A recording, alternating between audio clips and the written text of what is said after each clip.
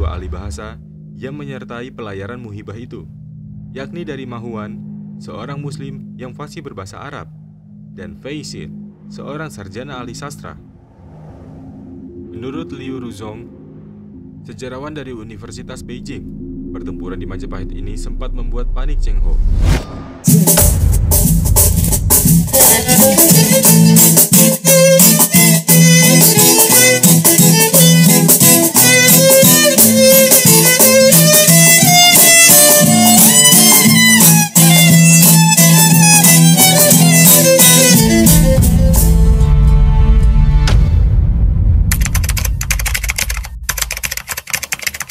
Raja Hayam Wuruk meninggal dunia pada tahun 1311 Saka atau 1389 Masehi, yakni 25 tahun sesudah wafatnya Gajah Mada.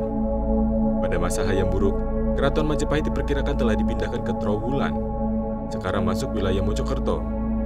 Menurut naskah Pararaton, sepeninggal Raja Hayam Wuruk, Kusumawardhani dan Wikramawardhana naik tahta. Menurut naskah Pararaton, sepeninggal Raja Hayam Wuruk, Kusumawardhani dan Wikramawardhana naik tahta untuk memerintah secara berdampingan. Wikramawardhana adalah suami dari Kusumawardhani, putri Hayam Wuruk. Sedangkan untuk jabatan Bre Mataram selanjutnya dipegang oleh selir Wikramawardhana, yaitu putri Bre Pandan Salas alias Rana Manggala. Ibu dari Bre Mataram adalah adik Wikramawardhana sendiri yang bernama Surawardhani alias Bre Kahuripan. Dengan kata lain, Wikramawardhana menikahi keponakannya sendiri sebagai selir. Dalam kitab naskah Pararaton, Wikramawardhana disebutkan bergelar Bre Hyang Wisesa Aji Wikrama, sedangkan nama aslinya adalah Raden Gagaksali. Ibunya bernama Dyah Nertaja, adik dari Raja Hayam Wuruk, yang menjabat sebagai Bre Pajang. Sedangkan ayahnya bernama Raden Sumana yang menjabat sebagai Bre Paguhan, yang bergelar Singawardhana. Sebelumnya, ketika Negara Kertagama ditulis pada tahun 1365, Kusumawardhani telah menjadi putri mahkota sekaligus Bre Kabalan. Sedangkan Wikramawardhana menjabat Bre Mataram dan bertindak mengurusi masalah perdata. Pada tahun 1399, Raja Sakusuma atau yang bergelar Hyang Wukasing Suka, putra mahkota Majapahit, meninggal dunia. Raja Sakusuma adalah putra Wikramawardhana dengan Kusumawardhani. Candi makamnya bernama Paramasuka Pura di Tanjung. Selain Raja Sakusuma, Pararaton menyebutkan bahwasanya Wikramawardhana juga memiliki 3 orang anak dari selir, yaitu Bre Tumapel, Suhita, dan Kertawijaya. Bre Tumapel lahir di Bre Mataram, putri Bre Pandan Salas, yang kemudian mengisi kedudukan sebagai putra mahkota Majapahit. Di tahun 1400, Wikramawardhana turun tahta untuk hidup sebagai pendeta. Kusumawardhani pun memerintah secara penuh di Majapahit. Peninggalan sejarah dari Wikramawardhana berupa Prasasti Katiden pada tahun 1395 yang berisi penetapan Gunung Lejar sebagai tempat pendirian sebuah bangunan suci. Akan tetapi menurut Pararaton, Wikramawardhana kembali menjadi raja karena Kusumawardhani meninggal dunia.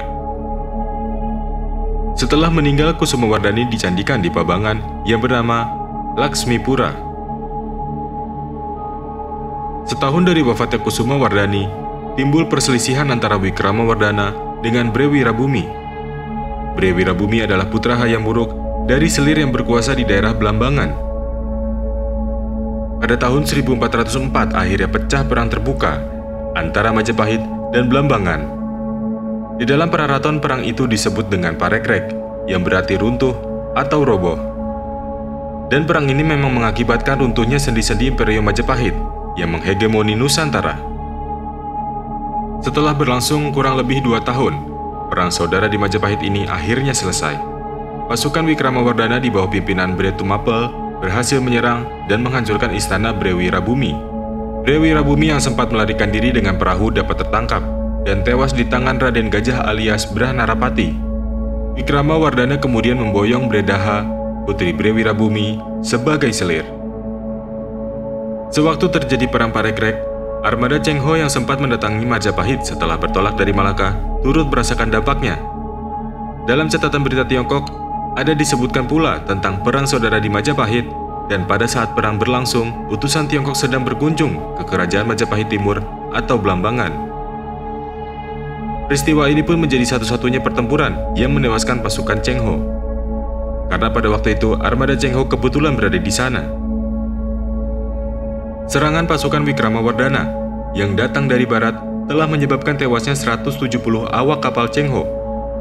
Peristiwa pembunuhan ini diuraikan dalam buku Mingxi, yakni kitab sejarah resmi dinasti Ming. Selain Mingxi, ada pula dua buku klasik lain yang membeberkan perjalanan Cheng Ho. Buku ini ditulis oleh dua ahli bahasa yang menyertai pelayaran Muhibah itu, yakni dari Ma Huan, seorang muslim yang fasih berbahasa Arab, dan Fei Xin, seorang sarjana ahli sastra.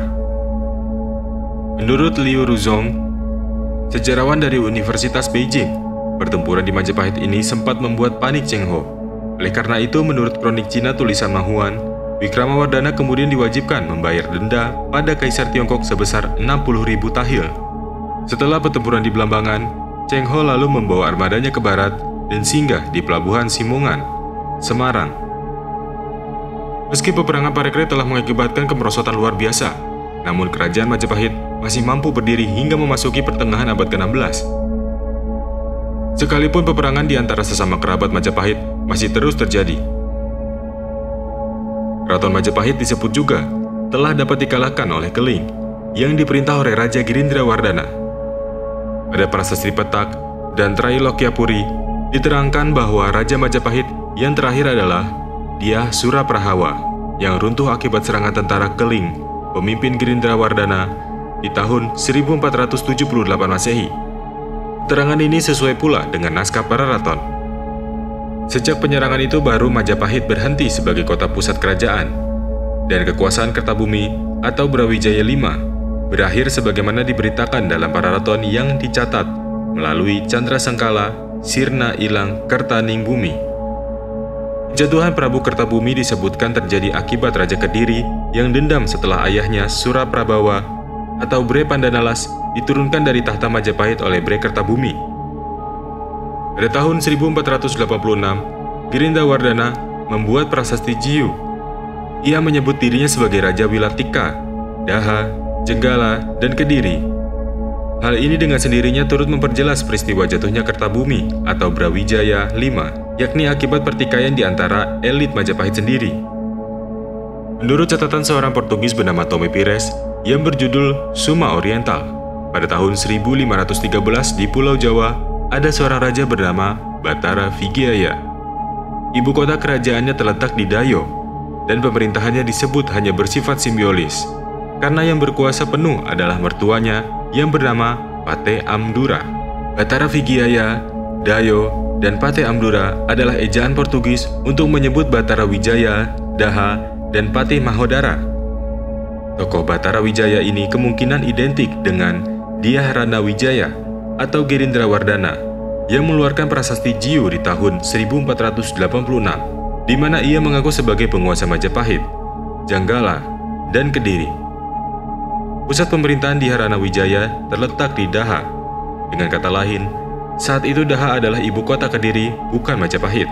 Atau setelah tahun 1478, pusat kerajaan Majapahit kemungkinan besar telah berpindah dari Trowulan ke Daha. Dikarenakan yang sedang berkuasa di Majapahit saat itu adalah cabang dari keluarga Kediri, De Graaf dan juga ahli sejarah lain tidak bisa tidak harus menafsirkan Daha merupakan atasan Tuban di dalam lingkungan kerajaan Majapahit. Selain itu, menurut Tome Pires, nama sang raja adalah Vigiaja. Tentu ini adalah ucapan lidah Portugis untuk menyebut Bra atau Wijaya, dan juga Mahapatihnya yang disebutkan dengan nama Gusti Pate. Sedangkan menurut catatan Jawa, nama sebenarnya adalah Patih Udara atau Mahudara atau Amdura. Patih itu sangat terkenal dan ditakuti di penghujung senja Majapahit. Patih ini juga yang memberi gelar penguasa Surabaya sebagai Jurupa Galam Imteram, yang merupakan ejaan Portugis untuk gelar Jawa Surapati Ngalaga Ing Terung. Nama penguasa Surabaya itu sebelumnya adalah Pate Bubat. Gelar itu diberikan atas jasa militernya membendung serangan orang-orang Islam dari Jawa Tengah, di mana pada naskah-naskah Jawa juga disebut-sebut nama orang ini. Adipati Terung mula-mula adalah seorang pembela Majapahit yang gigih. Meskipun ia sudah beragama Islam, konon dialah yang berhasil membunuh penghulu Rahmatullah, atau nama anumerta bagi Sunan Ngudung atau Usman Haji, yakni ayah Sunan Kudus saat itu yang menjadi Panglima Demak ketika berlangsung penyerbuan ke Majapahit yang bukan lagi di bawah kuasa Bre Kertabumi atau Brawijaya. Pada tahun 1498, Raja Gerindrawardana terbunuh dan kekuasaannya dapat dirampas oleh Prabu Udara, seorang patih dari Kediri. Dengan begitu kekuasaan di Majapahit pada tahun ini pun berpindah tangan lagi. Sisa-sisa pengaruh Majapahit nampaknya baru benar-benar hilang setelah Sultan Trenggono memimpin serangkaian ekspedisi Kesultanan Demak ke daerah-daerah di timur Jawa. Akan tetapi, Sultan Trenggono sendiri juga turut menjadi korban di dalam ekspedisi tersebut.